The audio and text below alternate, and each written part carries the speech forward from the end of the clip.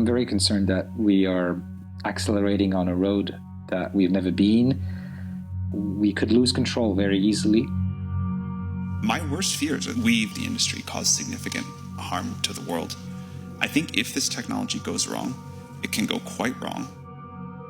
AI could give weapons to terrorists and create new pandemics.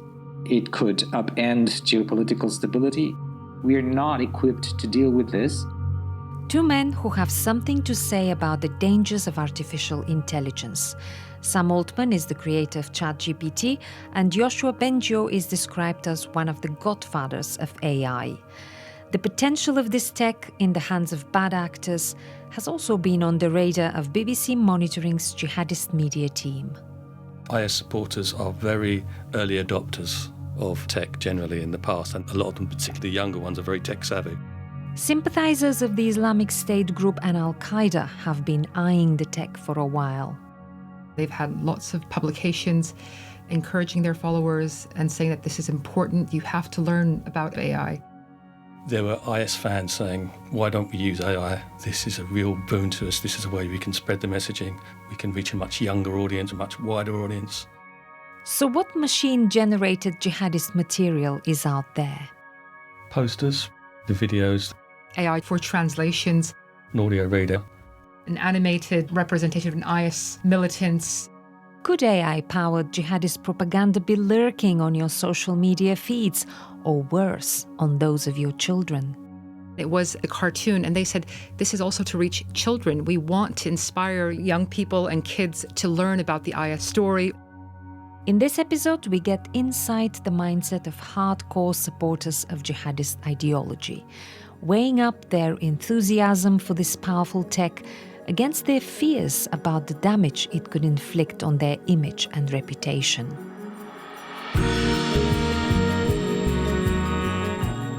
I'm Krasi Ivanova-Twig, and this is the Global Jigsaw from BBC Monitoring, where we look at the world through the lens of its media, exploring the narratives, the propaganda and the disinformation. Радио Tehran. Мы не вторгались на территорию Украины. Western countries are not the international community. That era has finished. 조중 두당 두 나라 최고 영도자 동지들께서는 Sorry, Steve, was there anything you wanted to say? Something like? No, I think generally it's still a young technology. In this episode, you'll hear from two members of BBC Monitoring's jihadist media team, Mina Alami and Stephen Humphreys, who'll unpack what responsible AI looks like in the eyes of jihadist supporters. So far, jihadist use of AI has been inconsistent, somewhat patchy. It seems that currently they are experimenting with the various AI tools, watching, learning, and trying to master the use of AI. Some IS and Al-Qaeda supporters, as well as specialist media groups, have been using AI, mostly for translations. You might have come across some alarming takes in Western media on the potential dangers of an AI-armed jihad. Here's one from the BBC. Here in the UK, a counter-extremist think tank says we need new laws that reflect the danger of AI being used to recruit terrorists, says the BBC. Several bots were found to mimic extremist groups. The debate made it to the UN as well. Member States reports that Daesh may be seeking to recruit experts in cybersecurity. Daesh use of artificial intelligence and social media is being harnessed to amplify the group's reach. It also holds potential for states to enhance the detection of terrorist activities. The threat posed by lone individuals radicalized by ISIL ideology, and these are often young in age, is rising. Assistants like ChatGPT could translate an editorial in seconds, repackage it and tailor it for different audiences around the world. Yet our team has picked up on considerable caution among jihadists when it comes to using the tech in cognitive warfare. IS's weekly newspaper, An-Naba, which comes out in Arabic every Thursday. The centerpiece of that publication is the editorial, and IS uses it to communicate its key messages to followers, to operatives around the world, to comment on big developments, events in Gaza, incitement.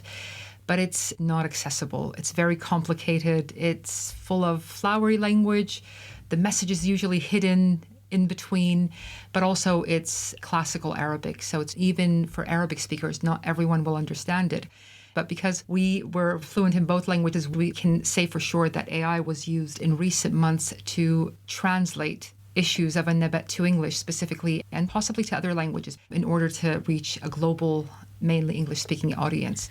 So they are courting a wider audience by making the message accessible in more languages.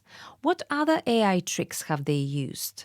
It's also been used to enhance dull official texts from IS or Al-Qaeda.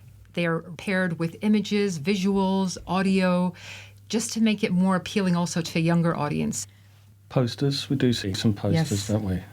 And the videos that they've used to repackaging again, but that's not just text or an audio reader. We've actually seen they use archive IS footage and overlay the commentary, usually in Arabic to Arabic commentary, though it's not into English. And transcription of some products, so there would be a video, and that can't say for sure that it's AI, but it quickly gets transcribed into kind of a full version of all the images, blow by blow, with the narration and all of that. But we know also for sure that they are using AI on social media. So Meta, for example, it does flag up if any AI was used in a post, whether to create content or in translation, it would have an AI tick. And I see multiple posts with visuals on both Instagram and Facebook with the AI tick. So we know that they're using it to enhance and spread IS messaging on these big social media platforms. Have you seen examples of anything else, like voice cloning and something far more advanced than photoshopping something on a poster? A pro-IS media outlet that was pretty unknown to us before started issuing animated news bulletins with a newsreader in Arabic garb. حصاد الإخبار بتوفيق الله تعالى هاجم جنود الخلافة. And he'd read out recent official IS attack claims, just voice-to-text transliteration, obviously machine-generated. And then they started sharing reports and narratives from the IS's official An-Naba newspaper. Hisard was the name of this outlet. Before it started publishing its AI news bulletins, there was a debate on a forum that was used by IS supporters, many of whom were subsequently sharing these bulletins. The newsreader Stephen speaks of is not a real person, it's AI generated. The debate it provoked might explain why it remained an isolated example. We had a small group of users not issuing any ideological objection or technical objection, almost a sort of objection of taste, saying that this is puerile. This is like doing YouTube shorts. Our message is very grave, it's very serious. We are spreading the word of Islam. We do not resort to cheap cartoons and gimmicks. The list of objections is long, not just about style and aesthetics, but rooted in fundamental ideological concepts. This newsreader has his face uncovered. Now this is haram in strict Islam. You cannot show graven images of animate beings. Hisard was blanked out the face, changed the clothing, because there was also criticism that the garb was not Islamic clothing. So he changed it eventually to a sort of ninja-style, very IS militant-looking character. But even that was not enough to convince the detractors. We had people saying, yeah, but you're using a machine-generated voice that is likely based on the voice of a non-believer. Because it's reading official IS material, which contains a lot of wording from scripture, you cannot have a non-Muslim reading the Holy Scripture. The outlet did seem to shut itself down, but that was not because of criticism. That came after his bulletins actually made it into mainstream news reporting. And the terror group has even been experimenting with videos generated by artificial intelligence to spread its hate message. And I think it spooked them to some extent. And we haven't seen any similar attempt news bulletins that Hisard did, which is unusual because they did prove quite popular, didn't they? They sort of captured the imagination of a lot of IS supporters. There were IS fans saying, why don't we use AI? This is a real boon to us. This is a way we can spread the messaging. We can reach a much younger audience. We can reach a much wider audience. Once again, we are reminded just how divided jihadists are, not only on the use of AI, but on other issues we've explored in previous episodes. There are several reservations that could be a generational thing. It could be that mature supporters of IS feel that by using these gimmicky videos. We might be trivializing the message, the cause. There was a similar backlash, not necessarily done through AI, a couple of years ago. It was telling the story of IS's late spokesman, Abu Muhammad al-Adnani, and it was as a cartoon. And they said, this is also to reach children. We want to inspire young people and kids to learn about the IS story. And the criticism was that it was trivializing the IS story or the narrative, and it depicted the spokesman as a cartoon figure. And again, they had to kind of blur the face of the spokesman because initially he did actually have facial features, which was forbidden. This has been going on for many years, not even just in relation to AI, in relation to social media platforms. So from what you're telling me, I understand IS are much more keen on this technology than Al-Qaeda. We've seen more of it being used by IS supporters than Al-Qaeda. Al-Qaeda considered the more academic, more mature group, and they put out these long essays and lectures and sermons. They're not going to run after the next shiny thing. So I think there's reservations about that, but they're not against it. I think they're just kind of still trying to find out what is the best way to use AI to present a certain compelling message. What's holding back jihadists isn't just what AI can do for them, it's also what it could do against them. Several pro-Al-Qaeda media groups have put out really kind of big documents about the use of AI, mostly taken from mainstream publications in the West. So they would provide translations of what AI is, how it's being used. They want to know, first and foremost, how it's being used against them for surveillance, for automating, for drone, for militants to be targeted without kind of human input. U.S. officials say drone strikes, have killed 2 senior ISIS leaders. Also, how they might be detected online through various AI tools. But also, it does mean that they are trying to absorb that information and learn the best way for them to go forward and also use AI. So are these just individual supporters who've experimented with AI, or has this been endorsed from higher up? So far, we haven't seen groups like IS and Al-Qaeda officially talk about AI, encourage it or discourage it. But the closest we got to that was publication by ISKP. ISKP is the Islamic State Khorasan province, which is based in Afghanistan. And this is by a media group that is affiliated with ISKP. It's called Azaim. And Azaim has a flagship publication called Voice of Khorasan. The June 2025 edition prominently had an 11-page article that was about AI. And the key slogan of that article was, learning about AI today is Fard al-Ain. Now, Fard al-Ain is a religious phrase which is highly significant. It's only used in grave circumstances and matters. So in the case of jihad, so jihadists would say jihad today is Fard al-Ain if there's an aggression. So it means an individual obligation on every able Muslim. So when there's an attack, Muslims are obliged. It becomes a duty, basically. It's a duty.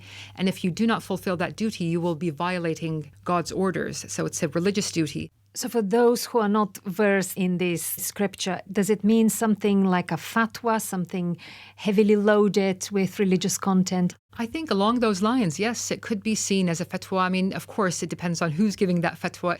It is, at the end of the day, a publication. Even if it's a heavyweight publication, it's a publication. And some people might consider it, oh, it's that publication or the editor or the editorial team's view.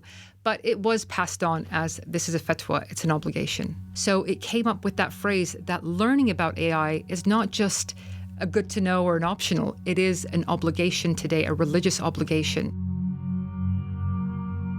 That publication, a few days later, went back and removed that bit of individual obligation because there was a backlash. Some rivals of IS mocked the group and they said, we can't believe they used such a religious, important phrase and applied it to AI. But it gave us the impression or the idea that they actually are considering it seriously. They do think that learning about AI and adopting AI tools is significant at this point. As Mina said, neither Al-Qaeda or Islamic State has come close to actually coming out explicitly and saying you must use AI. But we've seen this year there was a quite significant contribution from IS and Nabat about media jihad and that people should use all the tech available to them. You are listening to the Global Jigsaw from BBC Monitoring. So for now, they're using AI as a learning tool and as a tool to translate their material and transcribe, and a few experimentations with braver stuff. In terms of the translation, because that would give them an outlet to a bigger audience, how well is it doing? You would have thought it would be the area where they would really embrace it because they really want to spread their message across various platforms and reach that global audience. We've seen media groups use AI translations. It hasn't been systematic. And our suspicion is that because they are concerned, if you don't speak the target language, I won't be able to check whether it includes any hallucinations or if there's any accuracy in the IS message, or if a Quranic verse or any religious scripture has been mistranslated or twisted. I mean, that would be catastrophic, really, and it would backfire. So we hear about AI hallucinating. That's when it gets it wrong, right? Yes, essentially when it actually makes up information that's either not in the original source or that it's generated itself. I think that's probably more complex than that, but that's the general thrust of hallucinations on AI. Imagine if they encourage people to take that to Arabic publication or propaganda and just use AI to translate. You would get so many different versions with really mistranslations, with errors that the people who are using it can't really detect. So I think that could be one of the reasons holding them back from aggressively using machine translation and running with it. Jihadist misgivings about the accuracy of machine translation are not misplaced. Media organizations have similar concerns, emphasizing the importance of human oversight. There's also a question of authority. I don't think they'd want to give a blanket encouragement to AI. The last thing they'd want is supporters actually going on to ChatGPT to get fatwas, for instance. I mean, they're quite alarmed as it is by people seeking advice from what they call internet clerics, who don't have the sort of accreditation from the jihadist groups. So the idea that someone's actually going to one of the ChatGPT or Copilot and ask, what's the fatwa on this particular subject? I think they'd pull their hair out if they thought that was happening. Let's explore an individual account that has stood out with its striking AI-made material, with a Russian-sounding username, Ruslan. Ruslan is an IS supporter who emerged last year, and we saw that account's activity mostly on Facebook, and it was also on Telegram.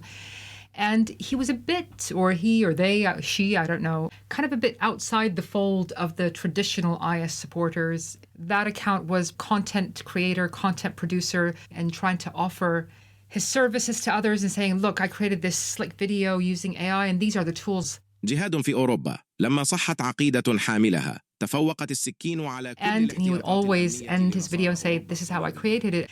Some seemingly young supporters were really excited and they would ask, oh, brother, tell us, how did you create this? That's amazing. And he'd always say, this is dead easy. I did it in a few minutes. And the productions that Ruslan made, they were very gimmicky, very game-like, very juvenile and amateurish. However, they might appeal to young audiences, to young people who are interested in gaming, because it did really look like kind of the gaming animation.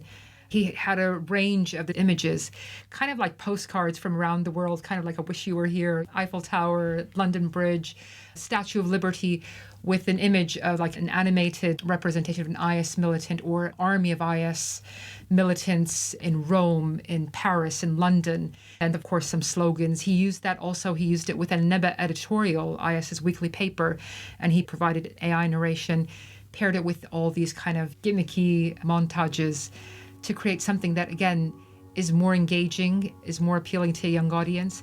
That disappeared this year, the Ruslan. Why would that be, you think? We can never be sure.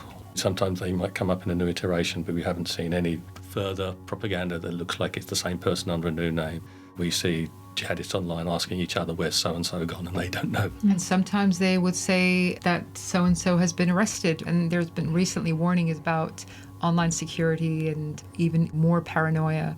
Do you think there is a little bit of realization that those gory videos of the past, the days of the caliphate, there's realization that doesn't really win hearts and minds, and they need to create something that's more appealing?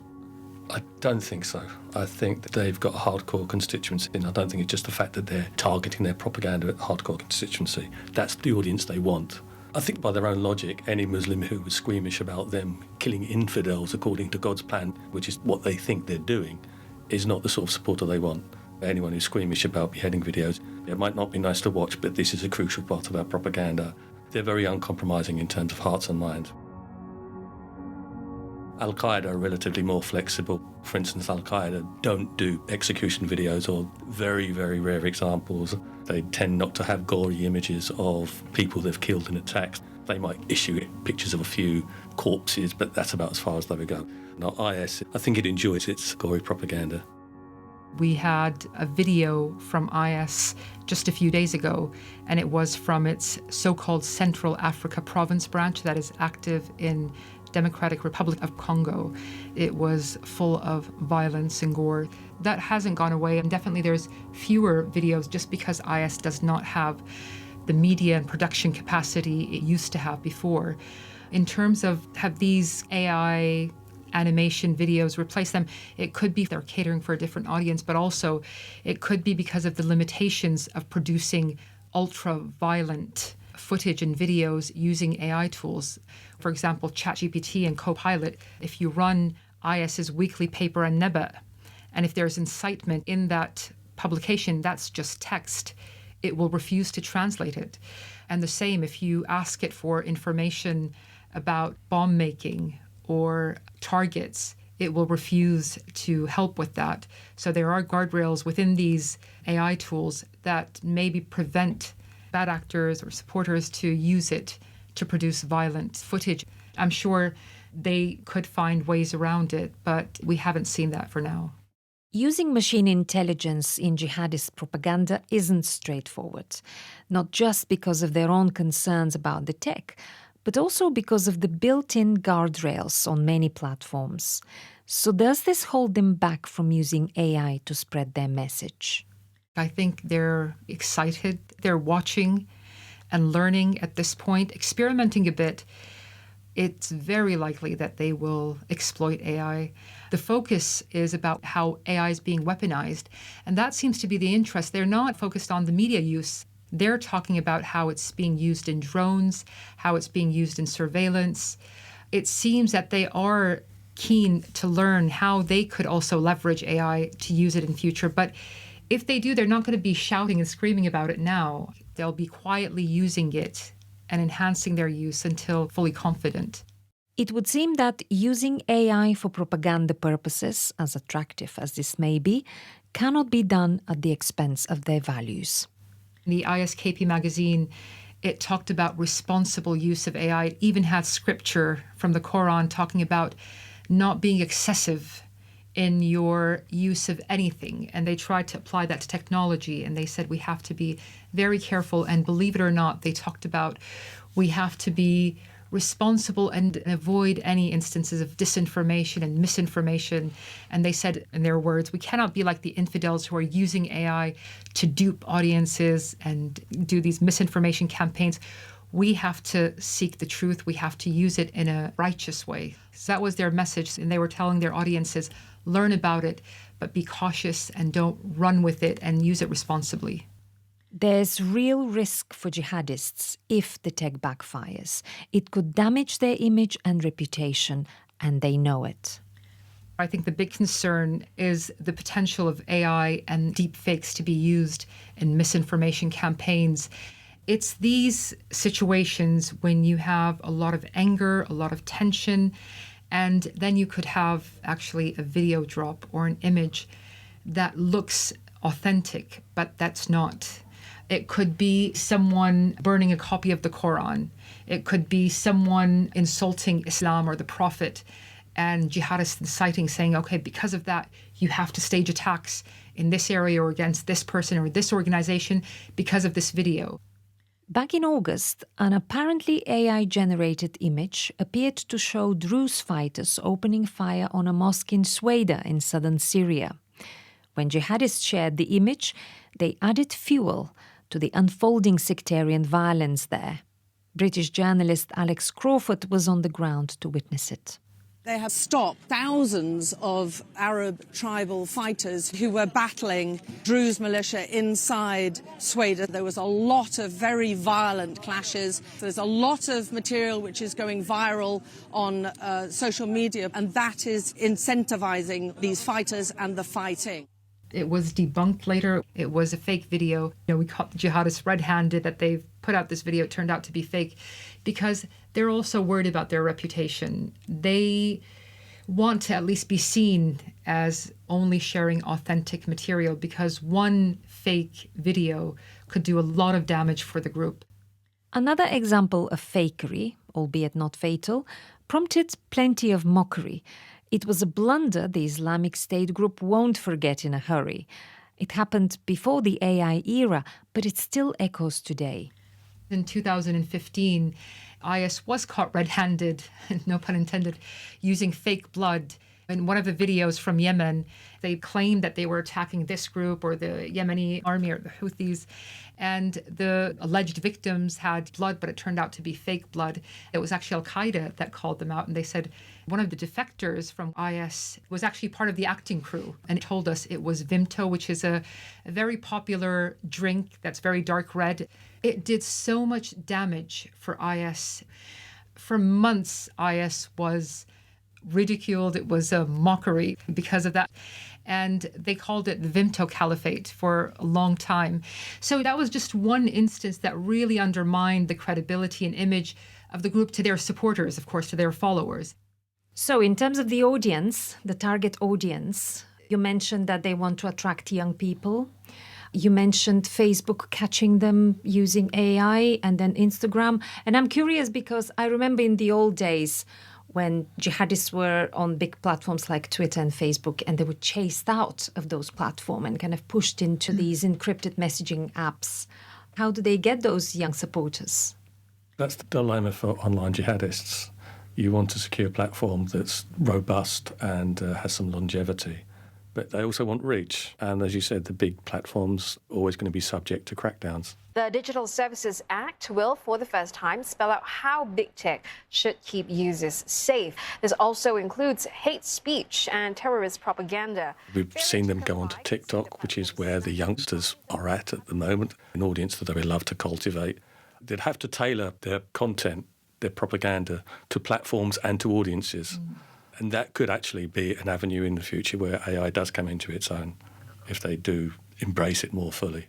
TikTok and Instagram, where actually IS supporters are now aggressively experimenting and trying to exploit, they're big on visuals and videos, short videos, reels, stories. They're not great with long text. And you don't want a long sermon or something like that. Yeah, absolutely. And young people, they're not going to sit down patiently and listen to a long sermon that doesn't have any visuals or anything, or try to kind of read a long message and try to decipher where the interesting bit is. They want quickly flick through. They don't have the patience to sit down and read Al-Qaeda's 50-page something or a Neba editorial that might be dense. Tell me a bit more about these platforms. Are you monitoring them? How big is this? How many of them? What are they doing there? Because these are the platforms where our children are, right? Yes. And I have to say it is worrying.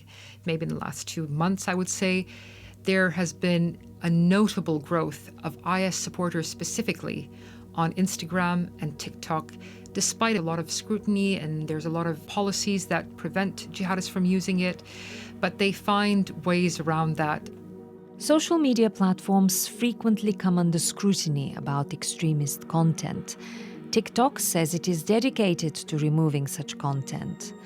Meta's policy is to prohibit support for hateful ideologies on its platforms, including Instagram.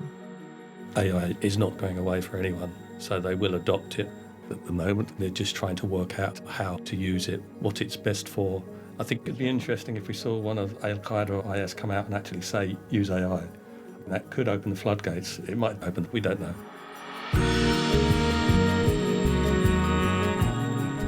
We leave you on that cliffhanger.